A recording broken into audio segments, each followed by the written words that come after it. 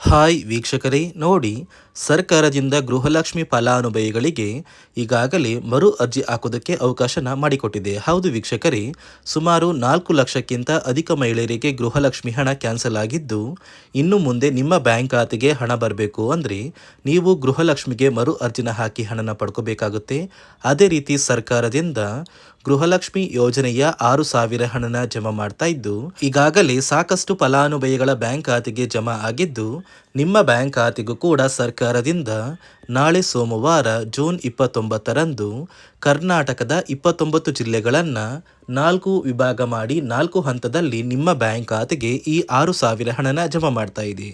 ಮತ್ತು ಗೃಹಲಕ್ಷ್ಮಿ ಯೋಜನೆಯ ಹಣ ಯಾರಿಗೆಲ್ಲ ಬರುತ್ತೆ ಬರಲ್ಲ ಅಂತ ತಿಳಿಸ್ಕೊಡ್ತೀನಿ. ಅದೇ ರೀತಿ ರೇಷನ್ ಕಾರ್ಡ್ದಾರರಿಗೂ ಕೂಡ 3 ಮುಖ್ಯವಾದ ಮಾಹಿತಿನ ಕೊಟ್ಟಿದೆ. ಹಾಗಾದರೆ ಸರ್ಕಾರದಿಂದ ಬಂದಿರುವ ಮಾಹಿತಿ ಏನು ಅಂತ ತಿಳ್ಕೊಳ್ಳೋಣ. ಅದಕ್ಕಿಂತ ಮೊದಲು ನೀವು ನನ್ನ ಚಾನಲ್ನ ಸಬ್ಸ್ಕ್ರೈಬ್ ಆಗಿಲ್ಲ ಅಂದರೆ ದಯಮಾಡಿ ಪ್ರತಿಯೊಬ್ಬರು ಚಾನಲ್ನ ಸಬ್ಸ್ಕ್ರೈಬ್ ಮಾಡಿಕೊಂಡು ಹಾಗೆ ವಿಡಿಯೋಗೆ ಒಂದು ಲೈಕ್ನ ಕೊಡಿ. ಹೌದು ವೀಕ್ಷಕರೇ, ಸರ್ಕಾರದಿಂದ ಡಿ.ಕೆ. ಶಿವಕುಮಾರ್ ಅವರು ಗೃಹಲಕ್ಷ್ಮಿ ಯೋಜನೆಯ ಫಲಾನುಭವಿಗಳಿಗೆ ಮರು ಅರ್ಜಿ ಹಾಕಬೇಕು ಅಂತ ಒಂದು ಆದೇಶ ಕೊಟ್ಟಿದ್ರು. ಇದೀಗ ಮರು ಅರ್ಜಿ ಹಾಕೋದಕ್ಕೆ ಅವಕಾಶನ ಮಾಡಿಕೊಟ್ಟಿದ್ದು, ಜುಲೈ 10ರವರೆಗೂ ಕೂಡ ಗೃಹಲಕ್ಷ್ಮಿಗೆ ಮರು ಅರ್ಜಿ ಹಾಕೋದಕ್ಕೆ ಅವಕಾಶ ಮಾಡಿಕೊಟ್ಟಿದ್ದು, ನಿಮ್ಮ ಊರಿಗೆ ಹತ್ತಿರವಿರುವ ಕರ್ನಾಟಕ ಒನ್, ಗ್ರಾಮ ಒನ್ ಅಥವಾ ಯಾವುದೇ ಸೇವಾ ಕೇಂದ್ರಕ್ಕೆ ಹೋಗಿ ನೀವು ಆದಷ್ಟು ಬೇಗ ಗೃಹಲಕ್ಷ್ಮಿಗೆ ಮರು ಅರ್ಜಿನ ಹಾಕೊಂಡು ಗೃಹಲಕ್ಷ್ಮಿ ಹಣನ ಪಡ್ಕೋಬಹುದು.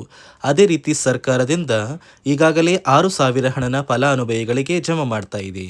ಈ ಜೂನ್ ತಿಂಗಳ 32ನೇ ಕಂತು, ಮೇ ತಿಂಗಳ 31ನೇ ಕಂತು ಹಾಗೂ ಏಪ್ರಿಲ್ ತಿಂಗಳ ಹಣ ಪೆಂಡಿಂಗ್ ಇದ್ರೆ ಏಪ್ರಿಲ್ ತಿಂಗಳ 30ನೇ ಕಂತಿನ ಹಣ ಕೂಡ ಜಮಾ ಮಾಡ್ತಾ ಇದ್ದು, ನಾಳೆ ಸೋಮವಾರ ಜೂನ್ 29ರಂದು ಕರ್ನಾಟಕದ 29 ಜಿಲ್ಲೆಗಳನ್ನು 4 ವಿಭಾಗ ಮಾಡಿ ಪ್ರತಿ ಫಲಾನುಭವಿಗಳಿಗೆ ಹಣ ಜಮಾ ಮಾಡ್ತಾ ಇದ್ದು, ಮೊದಲ ವಿಭಾಗದಲ್ಲಿ ಯಾವ ಜಿಲ್ಲೆಗಳಿಗೆ ಹಣ ಬರ್ತಾ ಇದೆ ಅಂದರೆ ಬೆಳಗಾವಿ ವಿಭಾಗಕ್ಕೆ ಹಣ ಬರ್ತಾ ಇದ್ದು, ಬಾಗಲಕೋಟೆ, ಬೆಳಗಾವಿ, ವಿಜಯಪುರ, ಧಾರವಾಡ, ಗದಗ, ಹಾವೇರಿ, ಉತ್ತರ ಕನ್ನಡ. ಎರಡನೆಯ ವಿಭಾಗದಲ್ಲಿ ಬೆಂಗಳೂರು ವಿಭಾಗಕ್ಕೆ ಹಣ ಬರ್ತಾ ಇದೆ. ಬೆಂಗಳೂರು ನಗರ, ಬೆಂಗಳೂರು ಗ್ರಾಮಾಂತರ, ರಾಮನಗರ, ಚಿಕ್ಕಬಳ್ಳಾಪುರ, ಚಿತ್ರದುರ್ಗ, ದಾವಣಗೆರೆ, ಕೋಲಾರ, ಶಿವಮೊಗ್ಗ, ತುಮಕೂರು. ಮೂರನೆಯ ವಿಭಾಗದಲ್ಲಿ ಕಲಬುರಗಿ ವಿಭಾಗಕ್ಕೆ ಹಣ ಬರ್ತಾ ಇದ್ದು, ಬಳ್ಳಾರಿ, ಬೀದರ್, ಕಲಬುರಗಿ, ಕೊಪ್ಪಳ, ರಾಯಚೂರು, ಯಾದಗಿರಿ, ವಿಜಯನಗರ. ನಾಲ್ಕನೆಯ ವಿಭಾಗದಲ್ಲಿ ಮೈಸೂರು ವಿಭಾಗಕ್ಕೆ ಹಣ ಬರ್ತಾ ಇದೆ. ಚಾಮರಾಜನಗರ, ಚಿಕ್ಕಮಗಳೂರು, ದಕ್ಷಿಣ ಕನ್ನಡ, ಹಾಸನ, ಕೊಡಗು, ಮಂಡ್ಯ, ಮೈಸೂರು, ಉಡುಪಿ. ಹೀಗೆ ಸರ್ಕಾರ ಪ್ರತಿ ಫಲಾನುಭವಿಗಳಿಗೆ 3 ತಿಂಗಳ 6,000 ಗೃಹಲಕ್ಷ್ಮಿ ಹಣನ ಜಮಾ ಮಾಡ್ತಾ ಇದೆ. ಆದರೆ ಸಾಕಷ್ಟು ಫಲಾನುಭವಿಗಳಿಗೆ ಇನ್ನು ಮುಂದೆ ಗೃಹಲಕ್ಷ್ಮಿ ಹಣ ಕ್ಯಾನ್ಸಲ್ ಆಗ್ತಾ ಇದೆ. ಯಾಕಂದರೆ ನಿಮ್ಮ ಬ್ಯಾಂಕ್ ಖಾತೆಗೆ ಗೃಹಲಕ್ಷ್ಮಿ ಯೋಜನೆಯ 3 ತಿಂಗಳ 6,000 ಹಣ ಜಮಾ ಆಗಬೇಕು ಅಂದರೆ ನೀವು ಆದಷ್ಟು ಬೇಗ ಗೃಹಲಕ್ಷ್ಮಿಗೆ ಮರು ಅರ್ಜಿನ ಹಾಕೋದು ಕಡ್ಡಾಯ. ಯಾವ ಕಾರಣಕ್ಕೆ ನೀವು ಮರು ಅರ್ಜಿ ಹಾಕಬೇಕು ಅಂತ ಕೂಡ ತಿಳಿಸ್ಕೊಡ್ತಾ ಇದ್ದೀನಿ. ನೋಡಿ ವೀಕ್ಷಕರೇ, ಸುಮಾರು 2ರಿಂದ 3 ಲಕ್ಷಕ್ಕಿಂತ ಅಧಿಕ ಮಹಿಳೆಯರಿಗೆ ಗೃಹಲಕ್ಷ್ಮಿ ಹಣನ ಸರ್ಕಾರ ಕ್ಯಾನ್ಸಲ್ ಮಾಡಿದೆ. ಯಾಕಂದರೆ ಈ 3 ಲಕ್ಷಕ್ಕಿಂತ ಅಧಿಕ ಫಲಾನುಭವಿಗಳ ಬ್ಯಾಂಕ್ ಖಾತೆಗೆ ಪ್ರತಿ ತಿಂಗಳು ಗೃಹಲಕ್ಷ್ಮಿ ಹಣ ಜಮಾ ಆಗ್ತಾ ಇತ್ತು. ಸುಮಾರು ಸಾಕಷ್ಟು ಫಲಾನುಭವಿಗಳು ಮರಣ ಹೊಂದಿದ್ದಾರೆ. ಆ ಮರಣ ಹೊಂದಿರುವ ಫಲಾನುಭವಿಗಳ ಒಂದು ಸಂಖ್ಯೆ 2 ಲಕ್ಷಕ್ಕಿಂತ ಜಾಸ್ತಿ ಇದೆ. ಇದೇ ಕಾರಣಕ್ಕೆ ಪ್ರತಿ ಫಲಾನುಭವಿಗಳು ಗೃಹಲಕ್ಷ್ಮಿಗೆ ಮರು ಅರ್ಜಿನ ಹಾಕಿ ನಿಮ್ಮ ಬ್ಯಾಂಕ್ ಖಾತೆಗೆ ನೀವು ಹಣ ಪಡಿಬೇಕು. ಇಲ್ಲಿ ಮರು ಅರ್ಜಿ ಹಾಕುವ ಮೂಲಕ ಸರ್ಕಾರಕ್ಕೆ ನೀವು ಇನ್ನೂ ಕೂಡ ಗೃಹಲಕ್ಷ್ಮಿ ಹಣನ ಪಡಿತಾ ಇದ್ದೀರಿ ಅಂತ ತಿಳಿದು ಬರುತ್ತೆ. ಮತ್ತು ಯಾರೆಲ್ಲ ಫಲಾನುಭವಿಗಳು ಮರು ಅರ್ಜಿನ ಹಾಕೋಲ್ಲ ಅಂತಹ ಫಲಾನುಭವಿಗಳ ಒಂದು ಹೆಸರನ್ನ ಗೃಹಲಕ್ಷ್ಮಿ ಯೋಜನೆಯ ಅರ್ಹರ ಪಟ್ಟಿಯಿಂದ ಸರ್ಕಾರ ಕ್ಯಾನ್ಸಲ್ ಮಾಡುತ್ತೆ. ಸರ್ಕಾರಕ್ಕೆ 2 ಲಕ್ಷಕ್ಕಿಂತ ಅಧಿಕ ಮಹಿಳೆಯರು ಮರಣ ಹೊಂದಿರೋದು ತಿಳಿದು ಬಂದಿದೆ. ಇದೇ ಕಾರಣಕ್ಕೆ ಈ ಜೂನ್ ತಿಂಗಳಲ್ಲಿ ಸರ್ಕಾರದಿಂದ ನೇಮಕಗೊಂಡಿರುವ ಕೆಲವು ಅಧಿಕಾರಿಗಳು ನಿಮ್ಮ ಮನೆ ಬಾಗಿಲಿಗೆ ಬಂದು ಪ್ರತಿ ಫಲಾನುಭವಿಗಳ ಒಂದು ದಾಖಲಾತಿಗಳನ್ನ ಮರುಪರಿಶೀಲನೆ ಮಾಡಿ ಮತ್ತೆ ಅರ್ಜಿನ ಹಾಕ್ಸ್ಕೊಂಡು ಹೋಗ್ತಾರೆ. ನಂತರ ನಿಮ್ಮ ಬ್ಯಾಂಕ್ ಖಾತೆಗೆ 3 ತಿಂಗಳ 6,000 ಹಣ ಬರುತ್ತೆ. ಅದೇ ರೀತಿ ಇನ್ನು ಮುಂದೆ ಪ್ರತಿ ವರ್ಷವೂ ಕೂಡ ನೀವು ವರ್ಷದ ಕೊನೆಯಲ್ಲಿ ಗೃಹಲಕ್ಷ್ಮಿಗೆ ನೀವು ಹೊಂದಿರುವ ಲೈಫ್ ಸರ್ಟಿಫಿಕೇಟ್ನ ಕೊಟ್ಟು ಅರ್ಜಿನ ಹಾಕಿದ್ರೆ ಮಾತ್ರ ಆ ಒಂದು ವರ್ಷದಲ್ಲಿ ಪ್ರತಿ ತಿಂಗಳು ಗೃಹಲಕ್ಷ್ಮಿ ಯೋಜನೆಯ 6,000 ಹಣ ಬರುತ್ತೆ. ಈಗಾಗಲೇ ಫಲಾನುಭವಿಗಳಿಗೆ ಗೃಹಲಕ್ಷ್ಮಿ ಹಣ ಜಮಾ ಆಗೋದಕ್ಕೆ ಸ್ಟಾರ್ಟ್ ಆಗಿದೆ. ಆದಷ್ಟು ಬೇಗ ಈ ಜೂನ್ ತಿಂಗಳಲ್ಲಿ ಪ್ರತಿಯೊಬ್ಬರು ಗೃಹಲಕ್ಷ್ಮಿಗೆ ಮರು ಅರ್ಜಿನ ಹಾಕಿ ಈ ಒಂದು ಹಣನ ಪಡ್ಕೊಳ್ಳಿ. ಮತ್ತು ಸರ್ಕಾರ ಈ ಗೃಹಲಕ್ಷ್ಮಿ ಹಣಕ್ಕೆ ಕೆಲವು ನಿಯಮಗಳನ್ನ ಕೂಡ ಜಾರಿಗೆ ತಂದಿದೆ. ಅದೇ ರೀತಿ ರೇಷನ್ ಕಾರ್ಡ್ ಹೊಂದಿರುವ ಪ್ರತಿಯೊಂದು ಕಾರ್ಡ್ದಾರರಿಗೂ ಕೂಡ ಸರ್ಕಾರ 3 ಮುಖ್ಯವಾದ ಭರ್ಜರಿ ಗುಡ್ಡಿಸ್ನ ಕೊಟ್ಟಿದ್ದು, ಮೊದಲ ಒಂದು ಗುಡ್ ನ್ಯೂಸ್ ಬಂದು ಸರ್ಕಾರ ಹೊಸ ರೇಷನ್ ಕಾರ್ಡ್ಗೆ ಅರ್ಜಿನ ಸ್ವೀಕಾರ ಮಾಡ್ತಾ ಇದೆ. ನೀವು ಕೂಡ ಹೊಸ ರೇಷನ್ ಕಾರ್ಡ್ನ ಪಡಿಬೇಕು ಅಂದರೆ ಆದಷ್ಟು ಬೇಗ ಅರ್ಜಿನ ಹಾಕಿ. ಅದೇ ರೀತಿ ಎರಡನೆಯ ಒಂದು ಗುಡ್ ನ್ಯೂಸ್ ಬಂದು ನೋಡಿ ವೀಕ್ಷಕರೇ, ನಿಮ್ಮ ಒಂದು ರೇಷನ್ ಕಾರ್ಡ್ಗೆ ಸರ್ಕಾರದಿಂದ ಈ ಜೂನ್ ತಿಂಗಳಲ್ಲಿ 3 ತಿಂಗಳಿಗೆ ಬರುವಂತಹ 15 ರೀತಿಯ ಆಹಾರ ಪದಾರ್ಥಗಳನ್ನ ಸರ್ಕಾರ ಉಚಿತವಾಗಿ ಕೊಡ್ತಾ ಇದೆ.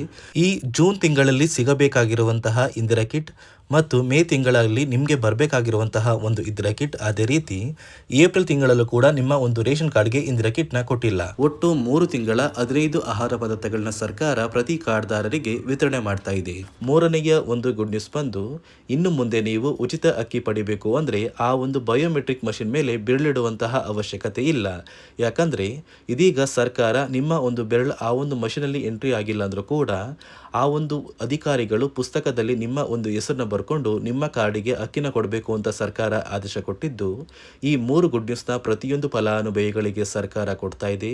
ಇದರ ಜೊತೆಗೆ ನಿಮ್ಮ ಬ್ಯಾಂಕ್ ಖಾತೆಗೆ ಗೃಹಲಕ್ಷ್ಮಿ ಯೋಜನೆಯ ಹಣ ಇನ್ನು ಮುಂದೆ ಬರಬೇಕು ಅಂದರೆ 5 ರೀತಿಯ ಹೊಸ ನಿಯಮಗಳನ್ನ ನೀವು ಪಾಲಿಸಬೇಕು ಅಂತ ಸರ್ಕಾರ ಆದೇಶ ಕೊಟ್ಟಿದೆ. ಅದೇ ರೀತಿ ನೋಡಿ ಸ್ನೇಹಿತರೆ, ಈ ಬಾರಿ ಸುಮಾರು 3 ಲಕ್ಷಕ್ಕಿಂತ ಅಧಿಕ ಫಲಾನುಭವಿಗಳ ಬ್ಯಾಂಕ್ ಖಾತೆಗೆ ಸರ್ಕಾರ ಗೃಹಲಕ್ಷ್ಮಿ ಯೋಜನೆಯ ಹಣನ ಜಮಾ ಮಾಡ್ತಾ ಇಲ್ಲ. ಕಾರಣ ಏನು ಅಂದರೆ ನಿಮ್ಮ ಬ್ಯಾಂಕ್ ಖಾತೆಗೆ ಡೆಬಿಟ್ ಮೂಲಕ ಹಣ ಜಮಾ ಮಾಡುವಂತಹ ಸಂದರ್ಭದಲ್ಲಿ ಸರ್ಕಾರ ಸಾಕಷ್ಟು ಫಲಾನುಭವಿಗಳ ಒಂದು ಬ್ಯಾಂಕ್ ಖಾತೆಗೆ ಹಣ ಜಮಾ ಮಾಡೋದನ್ನು ಕ್ಯಾನ್ಸಲ್ ಮಾಡಿದೆ.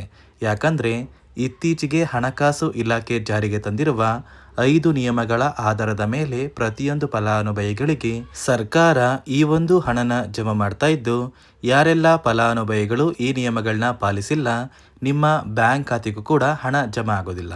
ಹಾಗಾದರೆ ಬನ್ನಿ ಸ್ನೇಹಿತರೆ, ಸರ್ಕಾರ ಜಾರಿಗೆ ತಂದಿರುವ ಆ 5 ಹೊಸ ನಿಯಮಗಳು ಏನು ಅಂತ ನಾನು ನಿಮಗೆ ತಿಳಿಸ್ಕೊಡ್ತಾ ಇದ್ದೀನಿ. ನೋಡಿ ಸ್ನೇಹಿತರೆ, ಮೊದಲನೆಯ ಒಂದು ನಿಯಮ ಬಂದು ಸಾಕಷ್ಟು ಫಲಾನುಭವಿಗಳು ಹೊಂದಿರುವಂತಹ ಒಂದು ರೇಷನ್ ಕಾರ್ಡ್ ಏನಿದೆ, ಆ ಒಂದು ರೇಷನ್ ಕಾರ್ಡ್ನ ಮನೆಯ ಸದಸ್ಯರ ಪ್ರತಿಯೊಬ್ಬರ ಒಂದು ಆಧಾರ್ ಕಾರ್ಡ್ನ ನಿಮ್ಮ ರೇಷನ್ ಕಾರ್ಡ್ಗೆ ಕಡ್ಡಾಯವಾಗಿ ಲಿಂಕ್ ಮಾಡಿಸ್ಬೇಕು. ಅಂದರೆ ಈ ಒಂದು ಲಿಂಕ್ ಮಾಡಿಸುವಂತಹ ಒಂದು ಪ್ರೊಸೀಜರ್ಗೆ ಸರ್ಕಾರ KYC ಅಂತ ಕರೀತಾರೆ. ನಿಮ್ಮ ರೇಷನ್ ಕಾರ್ಡ್ಗೆ ಇನ್ನೂ ಸಹ KYC ಆಗಿಲ್ಲ ಅಂದರೆ ನಿಮ್ಮ ಬ್ಯಾಂಕ್ ಖಾತೆಗೆ ಸರ್ಕಾರ ಮುಂದಿನ ದಿನಗಳಲ್ಲಿ ಗೃಹಲಕ್ಷ್ಮಿ ಯೋಜನೆಯ ಹಣನ ಕ್ಯಾನ್ಸಲ್ ಮಾಡುತ್ತೆ. ಅದೇ ರೀತಿ ಎರಡನೆಯ ಒಂದು ನಿಯಮ ಬಂದು ಸಾಕಷ್ಟು ಫಲಾನುಭವಿಗಳು ಕಳೆದ 3 ತಿಂಗಳಿಂದ ಸರ್ಕಾರದಿಂದ ಬರ್ತಾ ಇರುವಂತಹ ಒಂದು ರೇಷನ್ ಏನಿದೆ ಅಂದರೆ ಉಚಿತ ಅಕ್ಕಿ ಏನಿದೆ, ಈ ಒಂದು ರೇಷನ್ನ ಪಡ್ಕೋತಾ ಇಲ್ಲ. ಒಂದು ವೇಳೆ ಕಳೆದ 3 ತಿಂಗಳಿಂದ ನೀವು ರೇಷನ್ನ ಪಡ್ಕೊಂಡಿಲ್ಲ ಅಂದರೆ ಸರ್ಕಾರ ನಿಮ್ಮ ಬಳಿ ಇರುವಂತಹ ಒಂದು ರೇಷನ್ ಕಾರ್ಡ್ನ ಕ್ಯಾನ್ಸಲ್ ಮಾಡುತ್ತೆ.